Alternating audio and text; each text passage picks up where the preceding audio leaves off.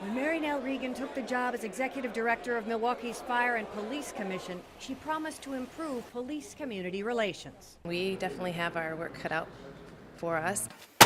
Now, 12 News uncovers internal police documents that challenge the independence of the commission's director. She told me I should drop the investigation or I would likely be sued. Milwaukee's police chief says the head of the agency that oversees officer discipline told him to stop a disciplinary investigation into one of his command staffers, a command staffer with whom she had a personal relationship. I was quite honestly stunned.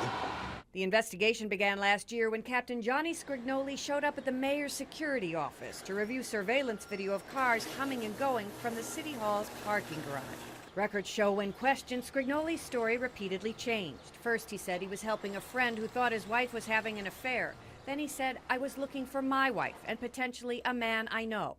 Then this surveillance picture surfaced. It shows the captain and the head of the Fire and Police Commission at a liquor store, and police determined his purpose to view the surveillance video involved Ms. Regan and not his wife.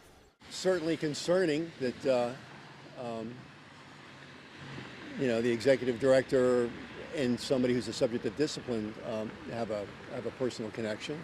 Internal records say investigators staked out his home for the purpose of confirming Captain Scrignoli was in a relationship with Regan. They never found her there. Still, says Flynn, she repeatedly asked him to halt the investigation. I heard from her a couple of more times on this matter, and I counsel her strongly to stay out of it for obvious conflict of interest reasons.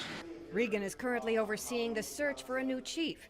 12 News questioned her at a public meeting. He says that you told him to stop the investigation into Captain Scrignoli or you would sue him. No, I found out that the police department was investigating me.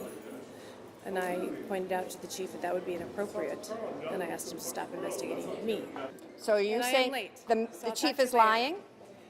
If he said that I asked him to stop the investigation into Captain Scrignoli, yes, he is. Regan even asked her boss, the mayor, to intervene. I called the chief, and he assured me that they were not investigating her personal life. He said that she told him to stop the investigation into Captain Scrignoli or she would sue. So nothing was stopped. Captain Scrignoli was punished. Was there any action taken involving Mary Nell Regan, given the allegations that she told the police chief to stop? I don't know if that was something that was litigated or proven or anything. Do you think the chief was lying to me? I honestly, that's something that you're going to have to decide. I'm not going to, it's a he said, she said situation. Mayor Barrett wants people to know his office initiated the investigation into Captain Scrignoli and never tried to stop it.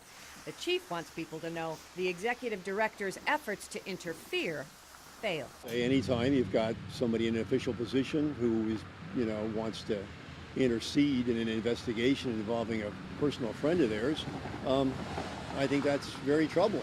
The chief suspended the police captain for 5 days over the surveillance video incident. He tells 12 News he would like to talk on camera, but did not get permission from the chief, Joyce. And Regan serves at the pleasure of the mayor. Unclear if she was disciplined in all this.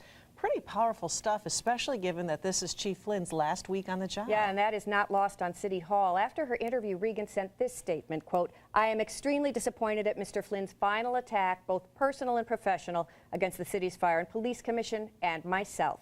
Regan calls it retaliation, and it turns out the Fire and Police Commission was unaware that these records were released. It now tells 12 News it will investigate who leaked the internal affairs documents, Joyce. We will stay on this story. Thank you, Colleen.